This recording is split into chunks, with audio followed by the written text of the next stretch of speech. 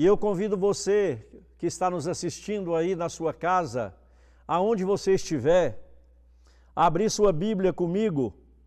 Primeiro livro dos Reis, capítulo 18, versículos de 1 a 6. Primeiro livro dos Reis, capítulo 18, versículos de 1 a 6. Diz assim a palavra do nosso Deus: Muito tempo depois, veio a palavra do Senhor a Elias, no terceiro ano, dizendo: Vai, apresenta-te a Acabe, porque darei chuva sobre a terra.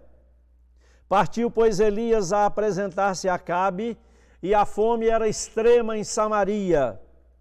Acabe chamou Obadias, o mordomo.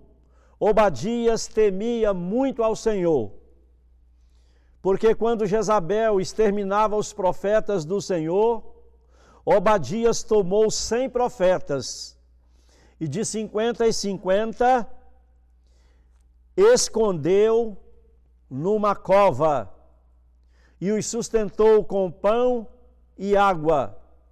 Disse Acabe a Obadias: Vai pela terra a todas as fontes de água e a todos os vales. Pode ser que achemos erva, para que salvemos a vida dos cavalos e dos mulos, e não percamos todos os animais.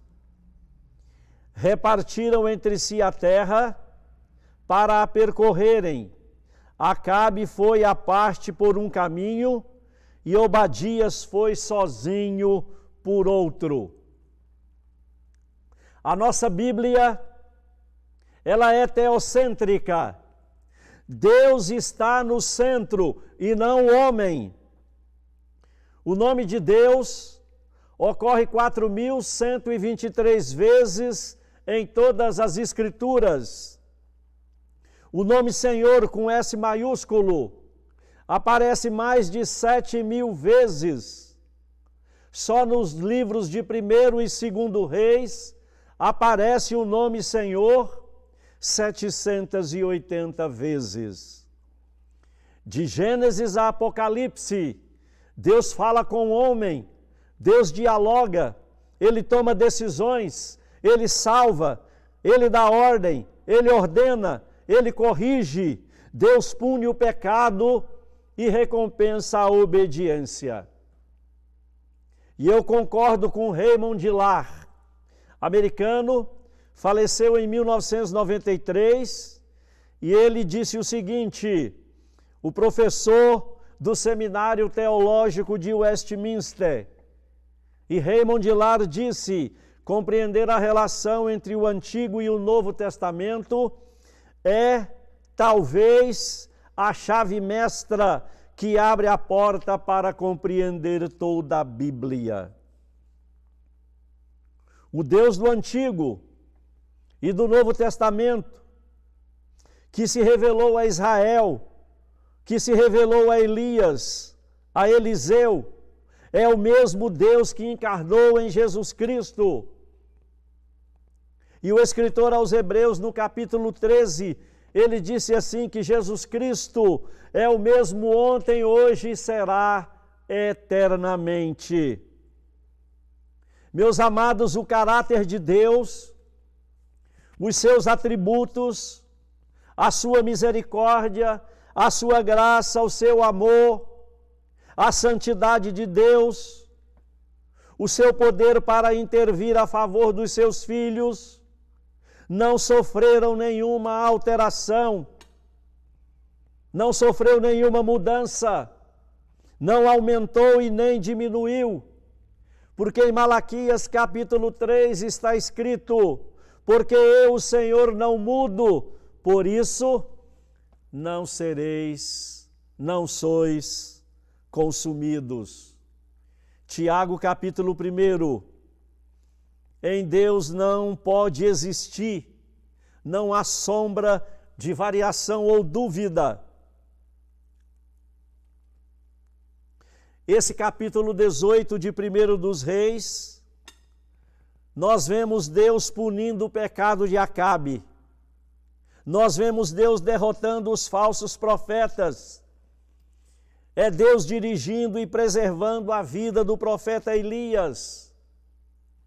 E à luz desses 6 versículos que nós lemos, e também de todo o capítulo, nós vamos analisar alguns acontecimentos importantes. O primeiro deles está aí na nossa tela, é que Elias volta ao palácio. Versículos 1 e 2. Depois de muitos dias veio a Elias a palavra do Senhor, no 3º ano, dizendo: vai, apresenta-te a Acabe, e eu mandarei chuva sobre a terra. Então Elias foi a apresentar-se a Acabe, e a fome era extrema em Samaria. Comparemos aí, queridos, 1 Reis 17, versículo 3. Deus dá uma ordem para Elias: retira-te daqui. E no versículo 1 do capítulo 18, Deus diz assim: vai e apresenta-te a Acabe. Essas duas expressões são situações diametralmente opostas. Na primeira, Deus diz que Elias deve fugir do perverso e sanguinário Acabe, porque Acabe queria matar Elias. Na segunda, Deus fala para Elias apresentar-se e ir ao encontro de Acabe. Na primeira, Elias prediz uma seca de 18 meses.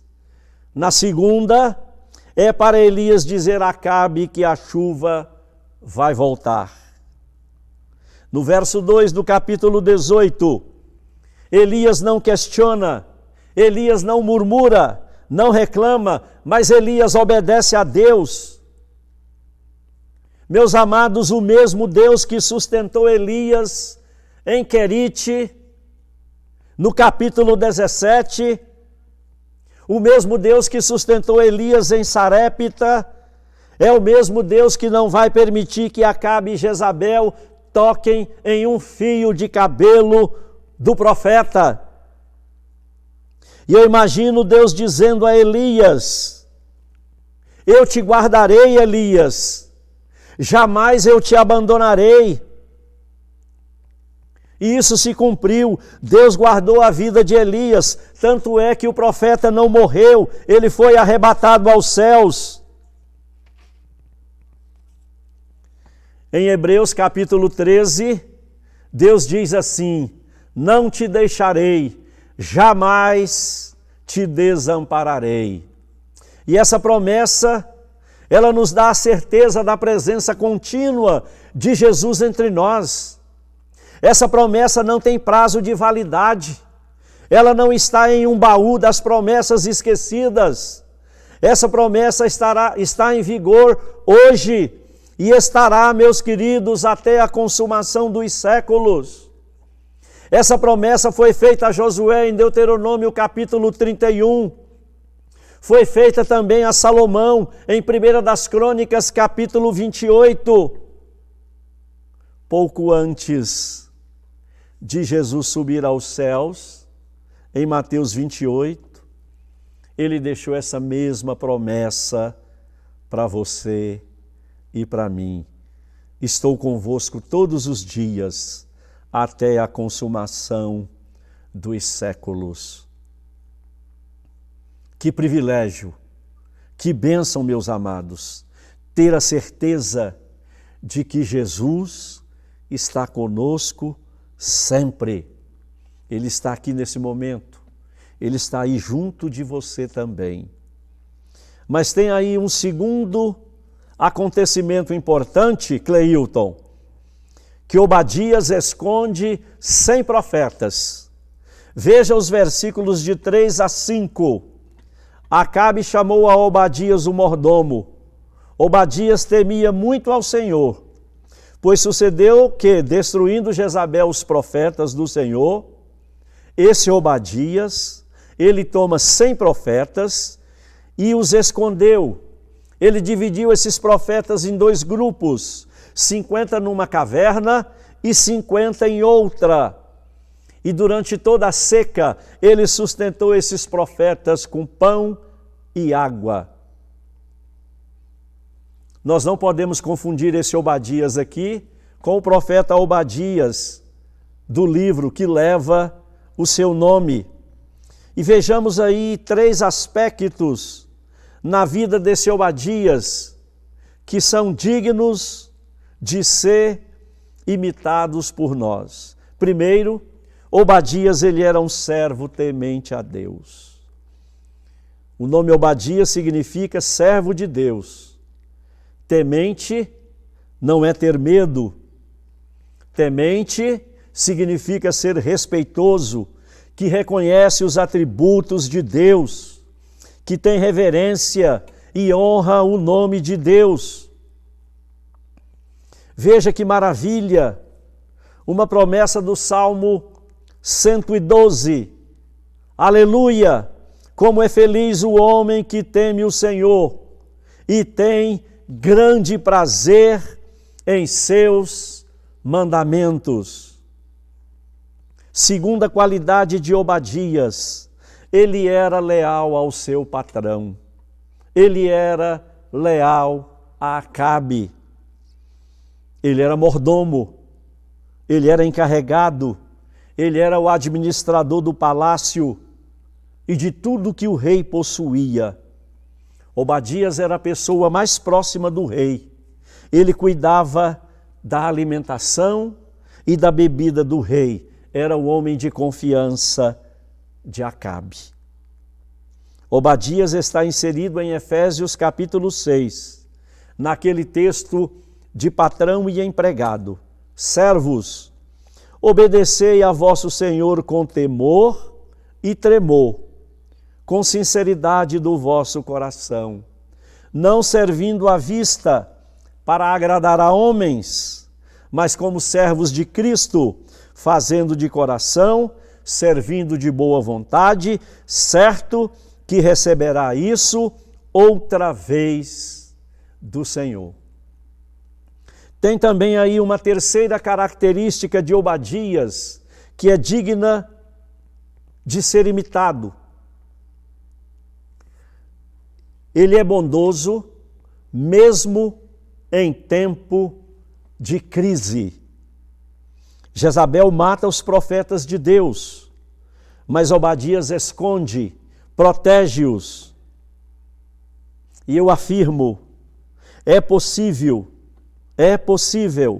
mesmo em tempo de crise, mesmo em tempo de pandemia, praticar boas obras e estender a mão aos necessitados. O alimento está escasso em Israel.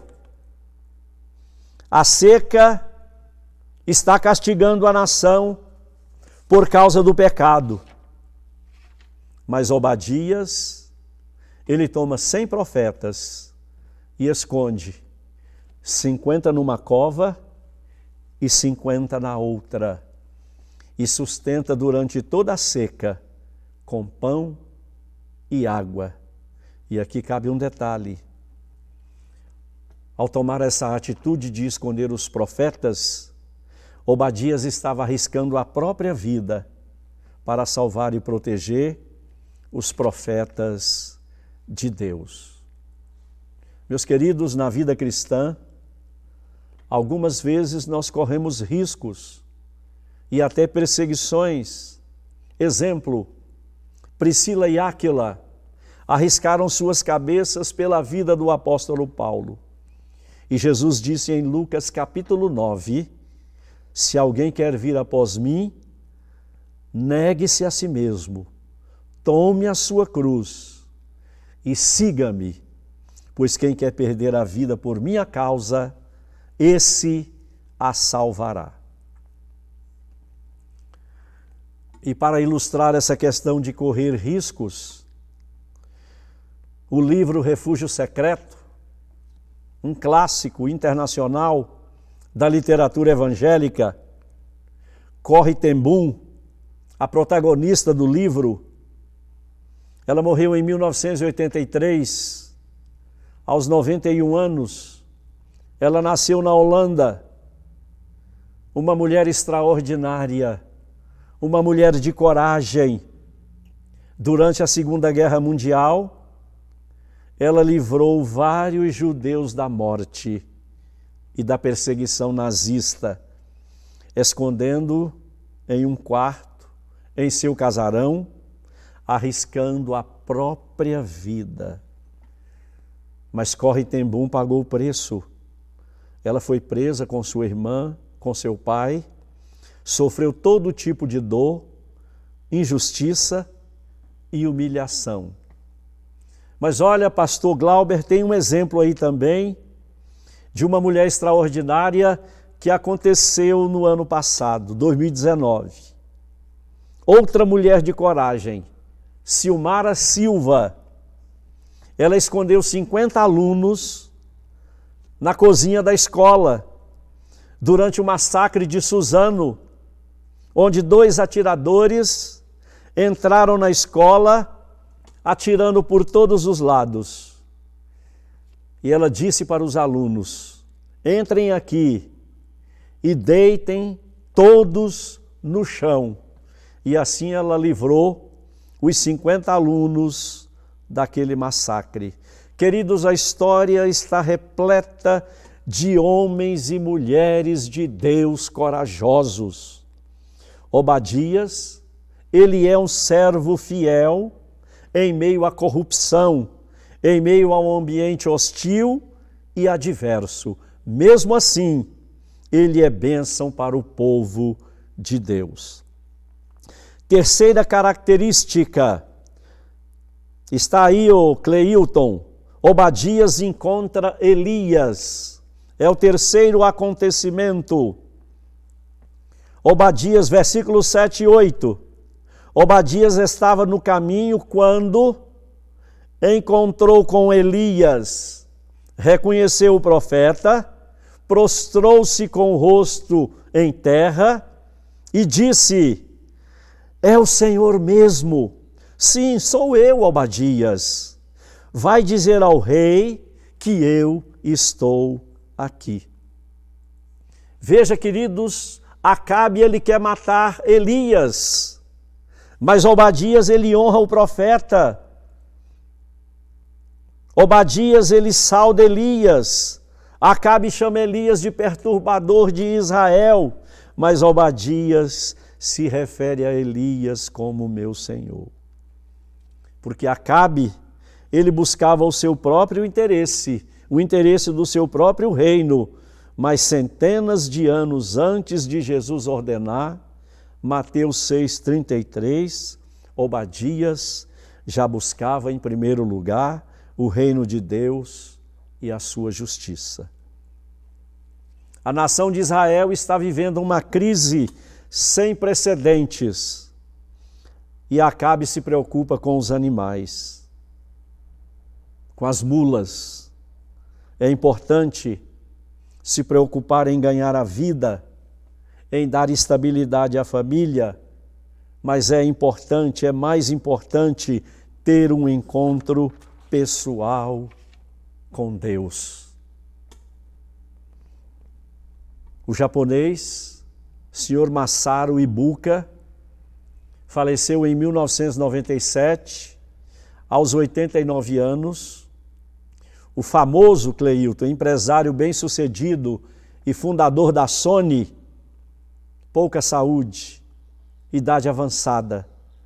E ele declarou pouco antes de morrer: os homens se cercam de riquezas, mas seus corações estão vazios e congelados. Ah, meus amados, precisamos ter a disposição que o irmão Obadias teve. Os pés de Obadias estavam firmados na terra, mas a sua mente e o seu coração estavam conectados no céu. O coração de Obadias estava aberto para os necessitados, para os profetas. Suas mãos estavam abertas e estendidas para socorrer os perseguidos. Obadias só tinha pão e água. Mesmo assim, ele repartiu, ele compartilhou com os profetas. Suas finanças eram para o seu bem-estar, mas também para socorrer o próximo. Fiquemos com as palavras de Jesus. Que adianta o homem ganhar o mundo inteiro e perder a sua alma? Quarto acontecimento importante: Elias enfrenta Acabe. Elias enfrenta Acabe. E esse tópico aí é que dá título à nossa pregação nesta manhã, que é reencontro. Versículos 16 a 18. Obadias, ele avisou a Acabe que Elias tinha aparecido. Acabe foi encontrar com Elias. Vendo Acabe a Elias, disse: És tu o perturbador de Israel? Respondeu Elias: Eu não sou, mas tu e a casa de teu pai, que causaram toda essa crise em nossa nação. E Elias disse ainda a Acabe: Vocês deixaram os mandamentos do Senhor e seguiram a Baal. Acabe odiava Elias, e ele diz assim: É você o perturbador de Israel? E Elias responde: Eu não. É você que é o perturbador de Israel, Acabe. Foram os pecados de Acabe e Jezabel que causaram toda a tragédia na nação e em Samaria. Acabe conhecia a aliança e sabia que as bênçãos de Deus dependiam da obediência ao Senhor. Não só Elias, como também Paulo, Jesus, eles foram acusados de perturbadores. E geralmente, o acusador, ele nos acusa daquilo que ele mesmo pratica. O pecador nunca reconhece que é o seu próprio pecado que perturba a sua mente, que perturba o seu íntimo, a sua saúde e o próprio ambiente que vivemos. Mas Deus é justo e essa inversão de valores é uma aberração. Acabe e Jezabel são idólatras. Eles matam os profetas. E depois é Elias que é o perturbador. Jezabel está furiosa por causa da seca. Não consegue capturar Elias. Por isso ela se vinga em cima dos profetas inocentes, matando-os. E isso acontece também nos dias atuais. Olha, Cleilton, quinto e último acontecimento importante. Versículo 19. Deus derrota 850 falsos profetas. Veja comigo aí versículo 19. Agora, pois, manda reunir todo Israel no Monte Carmelo, como também os 450 profetas de Baal e os 400 profetas de Azerá, do poste ídolo, que comem à mesa de Jezabel.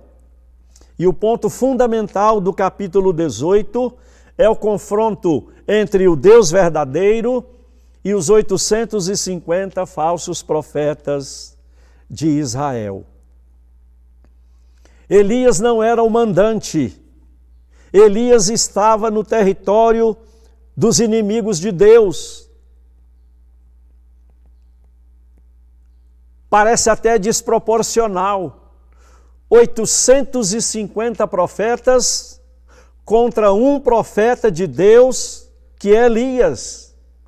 850 falsos profetas. Mas Elias tinha Deus do seu lado. E Elias com Deus era a maioria absoluta naquela batalha.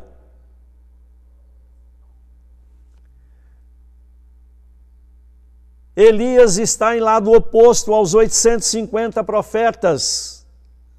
Elias está do lado do Deus Criador, do Deus verdadeiro, que vai confrontar agora os ídolos falsos que os homens constroem com muita frequência.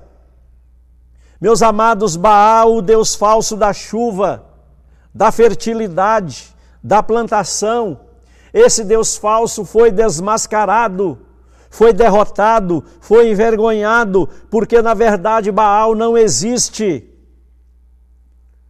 Mas o nosso Deus é tão onipotente que sozinho ele deu vitória a Elias contra o rei Acabe, contra a rainha Jezabel e contra os 850 profetas. Versículo 23. Elias disse para eles escolherem um novilho. Cortem esse novilho em pedaços, coloquem sobre a lenha e invoquem o Deus de vocês, o Deus de Baal, de manhã até o meio-dia. Verso 27, ao meio-dia, Elias começou a zombar dos falsos profetas. E Elias disse assim: orem mais alto. Será que Baal está meditando? Será que Baal viajou? Será que ele está dormindo? Será que os profetas de Baal enforcaram a quinta-feira para aproveitar o feriadão da sexta? Esse é o Deus que milhares e milhões e até bilhões de pessoas adoram e o servem ao redor do mundo. Mas o Deus que eu e você servimos é o Deus de Isaías capítulo 40, que pega toda a água dos oceanos na concha da sua mão, que mede o céu a palmo, que calcula o peso das montanhas e de todas as terras do nosso planeta. O Deus que eu e você servimos não precisa tomar conselho com ninguém para tomar decisões. O fogo desceu do céu, consumiu o holocausto, consumiu a lenha, as pedras, consumiu todo o altar e até a água ao redor. E qual foi o resultado? Eles disseram: o Senhor é Deus, o Senhor é Deus.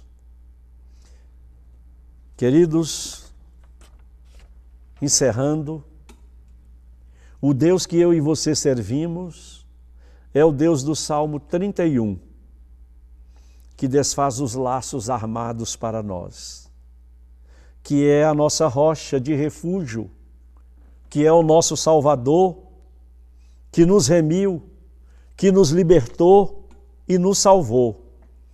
O Deus que nós servimos é o Deus que vê a nossa aflição nos tempos de pandemia e tempestades. É o Deus que conhece as nossas angústias. É o Deus que se inclina para nós os seus ouvidos e nos salva. Nosso Deus, Ele não dorme, Ele não cochila. O nosso Deus, Ele nos socorre, Ele sempre está conosco, Ele nunca nos abandona, Ele não se esquece de nós e nos ama. Os propósitos de Deus foram alcançados na nação de Israel. O povo voltou-se para Deus e o perigo da apostasia foi afastado. Mesmo em escassez violenta, mesmo em tempos de pandemia, a graça de Deus se manifesta maravilhosamente nas nossas vidas.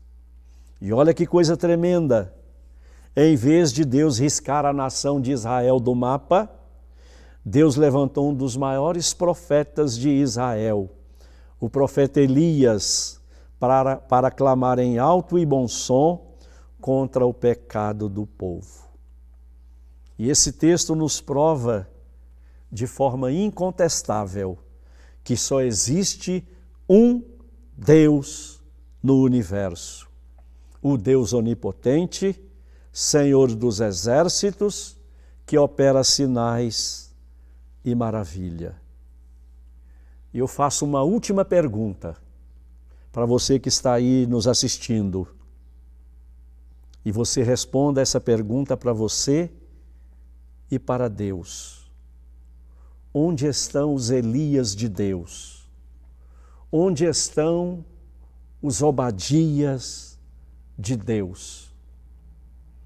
Que o Senhor abençoe a sua vida, hoje e sempre. Vamos fazer aí uma oração, curve sua cabeça, aonde você estiver agora.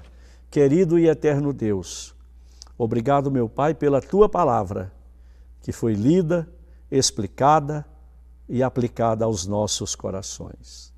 Ó Deus, cada pessoa que está nos assistindo, que o Senhor as abençoe, que o Senhor as visite no leito da enfermidade, no trabalho, em casa, aonde cada pessoa estiver agora.